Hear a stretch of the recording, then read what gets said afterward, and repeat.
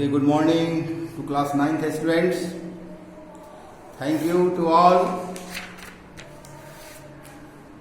As we know that we had discussed yesterday in chemistry about this topic that the particles of matter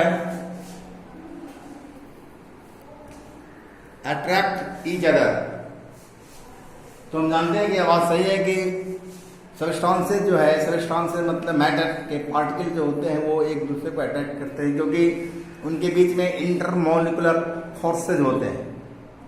अब यह बात भी है कि सॉलिड्स में इंटरमोलिकुलर फोर्सेज मैक्सिमम होता है, लिक्विड्स में इंटरमीडिएट होता है बीच का, न बहुत अधिक न बहुत कम, और गैसेज में बहुत ही कम और नगण्य होता है. इसलिए gases molecules are free to move randomly. अब इसके बाद हमको समझना है क्या टॉपिक है रिजिड एंड फ्लूइड. इस टाइप का केमिस्ट्री का आप लोगों का है, dated on 13/5/2020, class 9 science chemistry chapter 1. We know very well the name of the chapter 1 and topic name rigid and fluid. ये इस टाइप में है, पढ़ाया गया है. और इधर जो क्लास 9 का है, class 9 science physics chapter 1, topic name problems based on equations of motion. तो इधर एक प्रॉब्लम को सॉल्व किया गया है, उसको पढ़ाएंगे और होमवर्क तैयार कर दिया गया है फिजिक्स में. एंड इधर प्रॉब्लम से वहां बनाइएगा, जहां प्रॉब्लम होगा मैसेज कीजिएगा, हम आपको वो प्रॉब्लम सॉल्व करेंगे. तो पहले केमिस्ट्री की बात हम करेंगे. तो रिजिड एंड फ्लूइड की बात है, यहाँ इस बात को समझना है. तो देखिए है होता क्या है, यहाँ हमको समझना है यहाँ कि बिफोर ये रिजिड एंड फ्लूइड के लिए हम देखिए हमको solid liquids and gases, solids liquids and gases के डेफिनेशन को जानना है. तो before to know about the definition of solids liquids and gases we should know the meaning of two new terms, rigid and fluid. Rigid and fluid ये दो term के बारे में हम लोग को समझना है. Rigid means what? Rigid means unbending, unbreakable और inflexible. Not rigid means inflexible. As a stone, जैसे एक स्टोन है, पत्थर का टुकड़ा है, ब्रिक्स है, ईटा है, ETC, वो सब रिजिड सबस्टांस है, होते हैं, है ना. So rigid means inflexible. A stone is rigid, we know very well, because it is unbending or inflexible. Unbreakable मतलब inflexible है, उसको हम तान नहीं सकते, खींच नहीं सकते, बेंड मोड़ नहीं सकते, अनबेंडिंग इसलिए रिजिड है. Fluid means a material which can flow easily. Fluid वह मटेरियल है जो आसानी से फ्लो कर सकते हैं, which can flow easily and requires a vessel. और उसको कंटेनर चाहिए, वेसल चाहिए टू कीप इट, उसको रखने के लिए एक वेसल चाहिए. बिना वेसल का हम लिक्विड को हम ये कलेक्ट करके नहीं रख सकते हैं. अब उसके बाद जानना है कि वाटर क्या है, एक फ्लूइड है ना. अगर पानी को हम क्या करें, टेबल पर हम पॉर करते हैं तो ये पानी जो है वाटर बहने लगता है.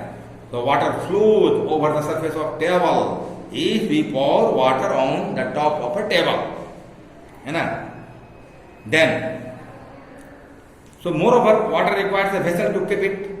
Milk is also a fluid, it also requires a vessel to keep it. इसी तरह से हम देखते हैं कि क्लोरीन गैस क्या है, तो वो भी फ्लूइड है, क्योंकि इस क्लोरीन को भी रखने के लिए एक वेसल चाहिए हमको. बिना गैस जार का हम क्लोरीन गैस को नहीं रख सकते, उसके मॉलिक्यूल फ्री होते हैं मूव करने के लिए, हवा में मिल जाएंगे, तो उसको एक जगह कलेक्ट करके रखने के लिए वेसल चाहिए. तो solid is a rigid form of matter, क्योंकि उसके अंदर रिजिडिटी है. और solid actually solids have tendency to maintain their own shape, वे अपने शेप को मेंटेन करते हैं, इसलिए वो सॉलिड है. और कब मेंटेन करना चाहते हैं, कब? जब बाहर से फोर्स अप्लाई किया जाता है तब, when subjected to outside force. इसलिए वहां लिखा हुआ है कि ये आपको दिया है कि स्टोन जो सॉलिड है, rigid means inflexible as a stone. Fluid means a material which can flow easily, वह मटेरियल जो आसानी से बह सके, जैसे दूध हुआ, पानी हुआ, milk water, etc, oil, etc. And fluid requires a vessel to keep it as milk, water, oil, etc, है ना।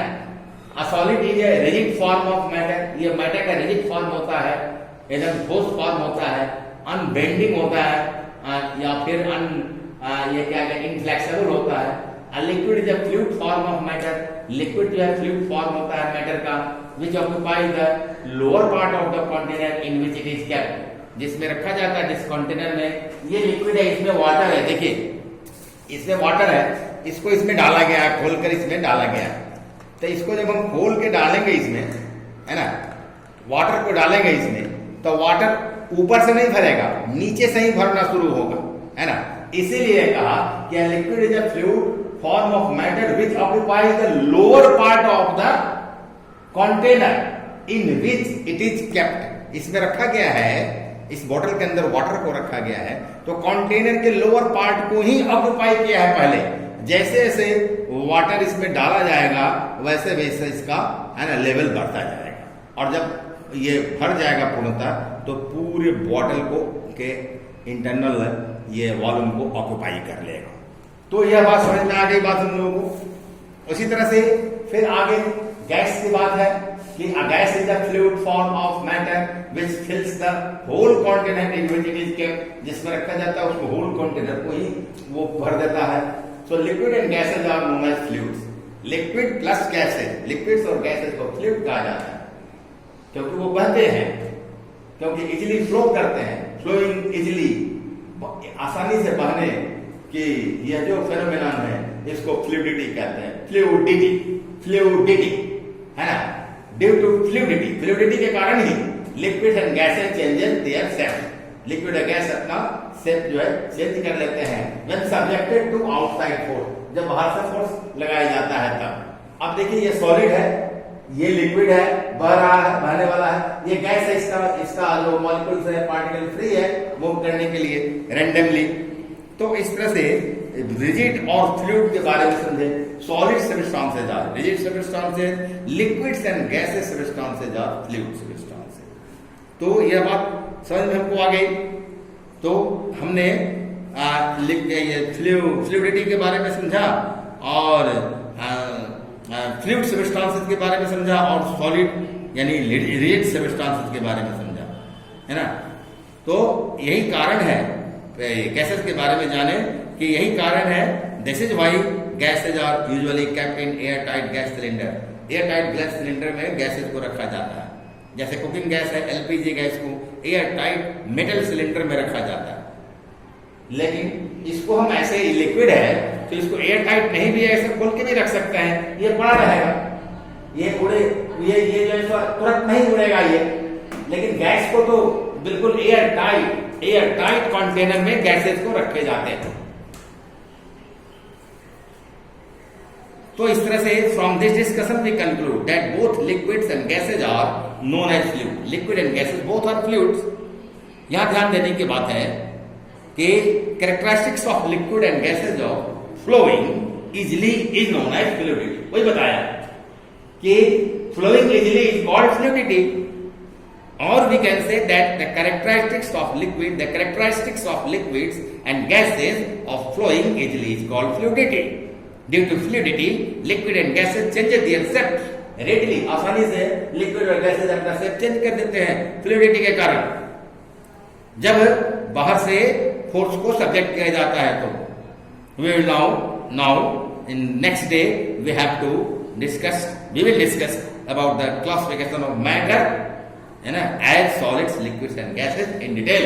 अब डिटेल में मैटर का जो क्लासिफिकेशन किया गया मैटर के फिजिकल प्रॉपर्टी के आधार पर सॉलिड्स, लिक्विड्स एंड गैसेस में, जिसके बारे में प्रीवियस क्लासेस में हम लोग डील कर चुके हैं, मैं समझाकर पढ़ा दिया हूं, उसी के बारे में नेक्स्ट डे हम लोग डिस्कस करेंगे। ये केमिस्ट्री का पढ़ाई आज का जो है वो वीडियो हो गया। अब फिजिक्स कंटिन्यू हम करने जा रहे हैं। आप देखिए फिजिक्स के बाद हम करेंगे यहाँ, तो फिजिक्स में हम class 10 science physics chapter 1 topic name क्या है, problems based on equations of motion. तो वैसे प्रॉब्लम दो equations of uniformly accelerated motion पर बेस्ड है, उसके बारे में जानना है। हमने 3 ये इक्वेशन को समझा है, है ना, इक्वेशन ऑफ मोशन के नाम से जाना है 3। उसमें एक प्रॉब्लम क्या हो सकता है, ये कौन से प्रॉब्लम हो सकते हैं, किस तरह का प्रॉब्लम, उसमें कुछ हमने पहले प्रीवियस क्लास में बताया था। आज एक प्रॉब्लम समझना है, यहाँ दिया है आकार, यहाँ देखिए आकार है ना, travelling at 40 kilometre per hour speed up to 120 kilometre hour in 12 second. 40 kilometre प्रति घंटे की रफ्तार से कार ट्रेवल कर रहा है और 12 सेकेंड में जब एक्सीलरेटर ये ड्राइवर लेता है तो 12 सेकेंड में उस कार का स्पीड हो जाता है ना 120 किलोमीटर पर आवर, है ना। व्हाट इज इट्स एक्सेलरेशन, इसका एक्सेलरेशन क्या है, what is its acceleration, solution here given here. Initial speed क्या दिया है, u is equal to 40 kilometre per hour, 40 kilometre per hour. अब इसको ऐसा यूनिट में चेंज करेंगे तो लिखेंगे इक्वल टू 40 इंटू 1000 22 आवर को करेंगे सेकंड में, इसको मीटर में किया, ऊपर वाले को 40 किलोमीटर पर आवर, 40 किलोमीटर को पर आवर, आवर को सेकंड में दिया 60 इंटू 60। अब इसको हम ऐसे क्रॉस करके और हम यहाँ दिया आया हम लोग क्या है ना, ये 100 बाई 9, 100 में 9 से डिवाइड किया equal to 11.11 metre per second. ये 1 नंबर का हुआ। Final speed v equal to 120 kilometre per hour, ये इक्वल टू 120 इंटू 1000 मीटर हुआ बाई 60 इंटू 60, ये सेकंड हो गया हमारा, ये सेकंड हुआ। तो यह बात हमारे समझ में आ गई। अब यहां देखना है क्या कि ये ठीक है सेकंड है। अब इसको भी जब क्रॉस किया है ना, ऊपर वाले को नीचे से डिवाइड किया, देखा 100 बाई 3 आया इक्वल टू, इसको फिर 100 में 3 से डिवाइड किया तो equal to 33.33 metre per second, 2 number का हो गया।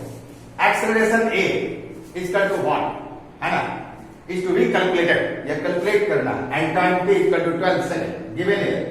We know that v equal to u plus at, so v, तो v तो यहाँ आपको मिला है 33.33 मीटर पर सेकंड, तो at the place of v we put here 33.33 which is given in number 2, 33.33 equal to u, the u is given here 11.11 metre per second, यहाँ लिखेंगे 11.11 plus a हमें निकालना है, we have to calculate a, therefore we write here a is not known, we have to know it, तो यहाँ a लिखना है into time t, तो टाइम t यहाँ दिया है आपको यहाँ 12 सेकंड है। अब इसको करेंगे, इसको इस साइड में लाएंगे 11.11 तो हम लिख सकते हैं 33.33, इसको फ्रॉम राइट हैंड साइड से लेफ्ट हैंड साइड में लाया, प्लस है राइट हैंड साइड में साइन चेंज हो जाएगा, माइनस हो जाएगा, minus 11.11 equal to 12 into 8, 12a, और we can write 12a equal to, space इसको हटा दिया, आया 22.22 और लिख सकते हैं a इक्वल टू 22.22 बाई 12, है ना। So acceleration a which we had to find out, जिसे हमें प्राप्त करना था, वो होगा a equal to 1.85 मीटर पर square second. This is your answer, ये आंसर हो गया। अब हमको क्या करना है, इस पर एक होमवर्क हमने दे रहा है ना, I am giving a homework on this method, you will solve this question on the same method, and by same method homework is given here. A bus increases its speed from 30 km per hour to 45 km per hour in 5 seconds. What is its acceleration? Same question, same type of question is given here. You will solve, all of you will solve this problem, and if there is any problem you will ask, or you will because you are not coming to school, so you will message, then I will solve your problem. Okay, for today this much is enough. Tomorrow I will teach another topics in physics, and further the topics which will come I will teach tomorrow. Okay.